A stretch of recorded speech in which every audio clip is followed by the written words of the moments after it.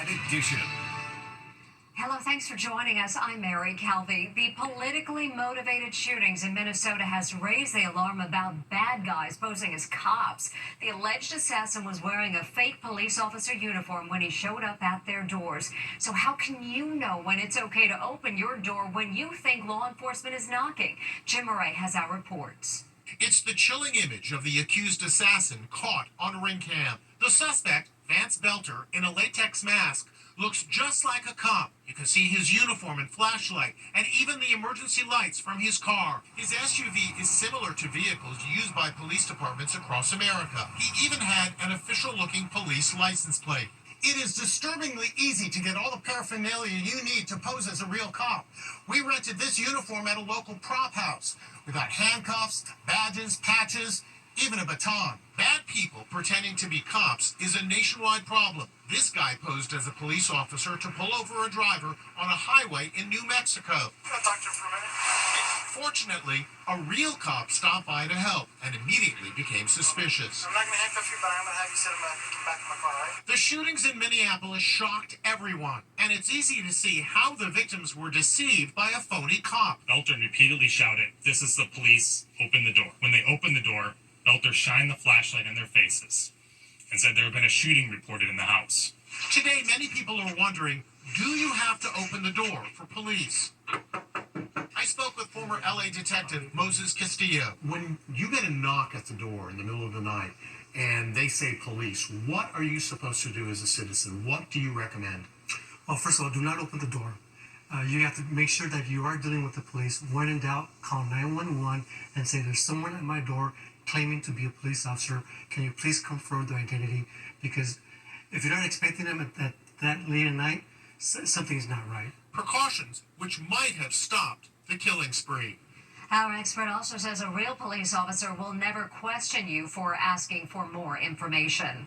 With tensions escalating in the Middle East, Americans in Israel are desperate to return home to safety, and with air travel almost impossible, some are turning to other modes of transportation, even a luxurious cruise ship. These young women are beaming with gratitude today. They are among 1,500 stranded American students boarding a luxury cruise liner as they are evacuated from the war zone to the safety of Cyprus. The students were on a 10-day visit to Israel when the war with Iran was launched. The airport closed. Escape by sea is one of the few options. Allison Hall caught up with some of the students. When you heard that you would be on a cruise ship getting out of Israel, what did you guys feel? Huge sense of relief. And it was so scary calling family and friends and them asking how we were going to get back and just not being able to tell them. In Tehran, it's total chaos as citizens scramble to flee the beleaguered capital city of Iran. The mass exodus sparked by President Trump's ominous social media post. Everyone should immediately evacuate Tehran. Today, Trump called for the unconditional surrender of Iran. We know exactly where the so-called supreme leader is hiding. He is an easy target, but is safe there. We are not going to take him out, parentheses, kill, at least for now.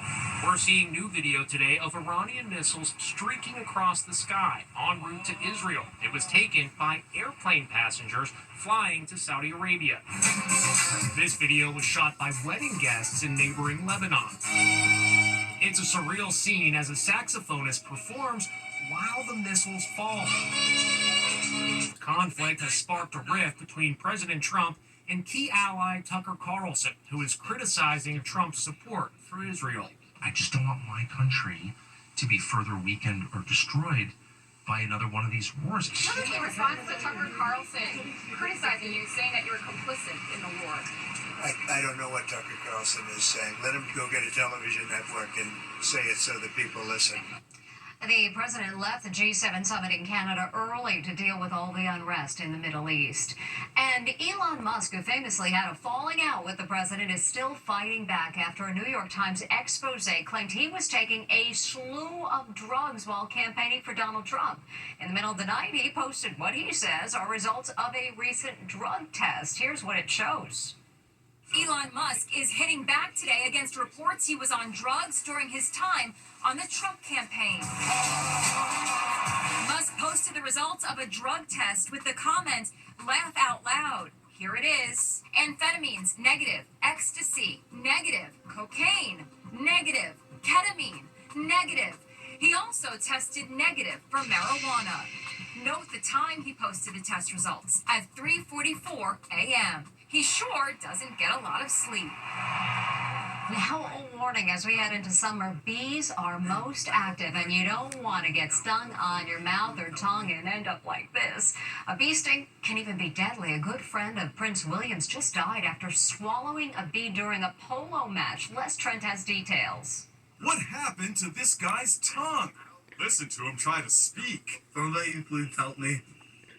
I don't know what to do. His tongue ballooned up after he swallowed a bee. I ran to the bathroom and sure enough, there's a stinger right there on my tongue. Oh, did you see the bee? I never saw the bee. Just a big stinger. Before Kobe Freeman knew it, he was suffering a major allergic reaction. It got pretty big. It was pretty large. And then it stayed swelled up for 2-3 hours. Wow. And fortunately, Freeman survived the bee sting. But late last week, a prominent British billionaire who plays polo with Prince William lost his life after swallowing a bee during a match. Sanjay Kapoor makes it! 54-year-old Sanjay Kapoor collapsed on the polo field. Dr. Zachary Rubin is an allergist. If it happens in the tongue, you're going to treat that as if it's a severe reaction and give epinephrine so that you can decrease that swelling as quickly as possible so that you can maintain that airway so that the person does not suffocate. This is the time of year when bees seem to be everywhere, even in New York City. So what should you do if you swallow a bee? Call for help. It's really important because we don't know if your airway is affected when that happens, so you want to dial 911. Somebody please help me. You know her as the brainiac daughter on the long-running sitcom Modern Family. Now, Ariel Winter is dressing up to look much younger than her age for a very special reason. It's 27-year-old actress Ariel Winter going undercover, posing as a 12-year-old child. The former Modern Family child star is really a brunette and is known for glamming it up on the red carpet. But in this undercover sting, she dons a blonde wig, transforms into a preteen decoy to catch an alleged sexual predator. How are you doing? I'm good. You look so beautiful. Thanks. Get out of here! You cannot say that! Yes, I can. Ariel first gained fame at age 11 when she joined the cast of Modern Family. She starred on the hit show for another decade as America watched her grow into a beautiful young lady. She's spoken publicly about the abuse she says she suffered growing up in the spotlight. I was a victim of grooming online and in real life. I've been this kid online a million times over. Now Ariel is using her acting skills to catch predators for the YouTube show Sosa Undercover. Yeah, sorry, I'm just nervous. I just really like to see you for a few minutes. They work alongside law enforcement and dozens of arrests have resulted. Rue Powell is founder of Sosa and also takes part in the undercover stings. Ariel reached out and said, I really care about what you're doing. What can I do? Having somebody with this extensive acting background is incredibly helpful. In another undercover sting, Ariel poses as a 14-year-old child. She commends the actress for her bravery in going after some really bad people. She wants to keep doing this, so she's come with us on 3 different operations now. You look so beautiful. Thanks. The group behind the YouTube show says their undercover work has led to at least 70 arrests. Now the neighborhood being terrorized by a vicious pit bull that killed one dog and mauled another. The owner has refused a court order to turn the dog in. Now the owner speaking exclusively with our Stephen Fabian. It's the video that horrified dog lovers everywhere. 2 pit bulls mauling a tiny Chihuahua mix named Penny. The drama happened 6 weeks ago on the Upper West Side of Manhattan. Penny's owners were on a leisurely stroll when the little guy passes the pit bulls. The dogs go on the attack. All these good Samaritans jump in to help. That's Penny's owner hitting the pit bull with a cane. Penny looks terror-stricken. Right after the attack, the pit bull owner and his companion stroll away. Penny was released from the hospital after a 3-hour surgery. Devin Allen and Lauren Claus are relieved she's alive. These dots are all teeth puncture wounds. This one specifically was a bad one. I'm really sorry that this all happened. Now, the owner of one of the pit bulls, Joseph Columbus, is speaking exclusively to Inside Edition to give his side of the story. He tells me he was caught off guard when Penny's owners came up behind him. I felt like they could have picked up their dog or at least at minimum announced themselves. I can't control what I didn't see coming. I do think somebody will hear your answer and say, hey, can I walk my dog on the streets of New York City and not have to worry about it being attacked? Oh yes, of course. But anybody I feel like that's responsible, would announce themselves or ask, excuse me, is it safe to pass? We also spoke to his lawyer, Aikisha Al-Shabazz, and she's blaming 15-pound Penny. Based on the information that I have, it was Penny who was the initial aggressor. Joseph Columbus is now being sued by Penny's owners. He also landed in hot water for failing to turn the dogs over to New York police as ordered by a judge. Columbus insists the dogs are big babies, even though they allegedly once killed another dog in Central Park 5 months before the attack involving Penny. His attorney said Inside Edition this video of the pit bulls playing as other dogs wander by. She says it shows they are not dangerous. I asked Columbus the big question. Is it safe to have your dog in public? Is your dog a menace? No, my dog is not a menace. But Columbus was a no-show at a court hearing today, and a judge issued an arrest warrant. Penny's owner was there, and her lawyer spoke outside court.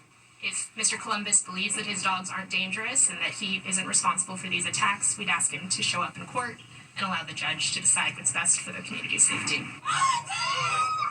Residents are so scared of the pit bulls, there's a Facebook group where neighbors post sightings so they know when to keep their pets inside. Next, Star-Spangled Uproar. Why did you decide to sing the national anthem in Spanish when you were told not to? And the bride wore what? That looks just like mine. Epic surprise for the mother of the bride. Plus, Demi Lovato's bikini honeymoon. Inside Edition will be right back. Gave a pitch-perfect performance of the national anthem at a big Dodgers game, but she's causing an uproar because she sang in Spanish after being told to sing in English. Now she's speaking with Aram Mercogliano. It's a national anthem uproar. Singer Neza is sparking controversy after singing the national anthem in Spanish at the LA Dodgers game. Before she took the field, the Dodgers made it clear she should be singing in English. We are going to do the song in English tonight, so I'm not sure if that wasn't given. But she sang in Spanish anyway. Her friends cheered from the stands. MAGA World is furious. She has no respect for our country. Disgraceful. Very disrespectful, says another. But she's also getting support. You did the right thing. Let freedom sing. And this is what a peaceful protest looks like. I spoke with Neza today. Why did you decide to sing the national anthem in Spanish when you were told not to? America's story includes everyone, all of us, Latinos, everyone. And I needed to take a stand for what I believe in, and I wanted the Latin community to know that I'm with them. A team official says there were no consequences following the performance, and Neza is welcomed back in the future.